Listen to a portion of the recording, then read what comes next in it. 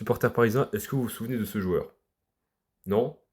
Eh bien, il s'agissait de Jessé Rodriguez, et si vous vous souveniez pas de lui, c'est totalement normal puisqu'il fait partie des recrues du mercato catastrophique du PSG 2016-2017 qu'on va revoir aujourd'hui. Pour certains des cas, je crois que vous avez carrément oublié qu'ils avaient joué au PSG, voire même au foot. Déjà, comme on l'a dit, il y avait Jessé Rodriguez.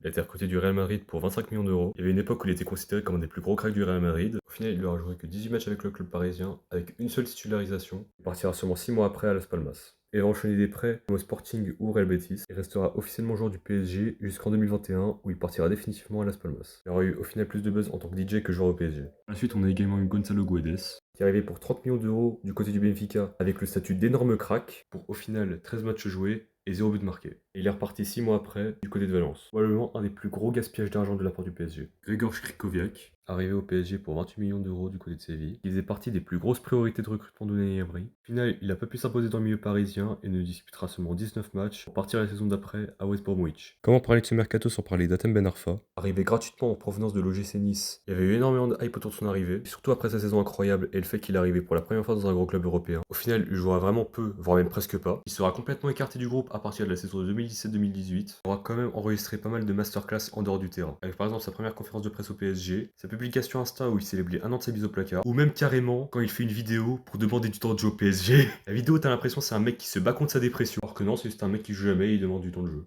J'ai pas fait toutes les recrues, il y en avait quand même certaines qui étaient correctes. J'ai surtout voulu m'appuyer sur les plus gros échecs sportifs cette saison qui ont quand même coûté pas mal au PSG. Et c'est aussi pour montrer à quel point le PSG a avancé au niveau des transferts, a progressé au niveau de sa politique de recrutement, car tu compares ça à 2017, tu vois qu'il y a eu énormément de changements. Enfin bref, c'était tout pour moi. Si jamais vous voulez le même concept avec un autre club, dites-le moi en commentaire, et on se dit à plus.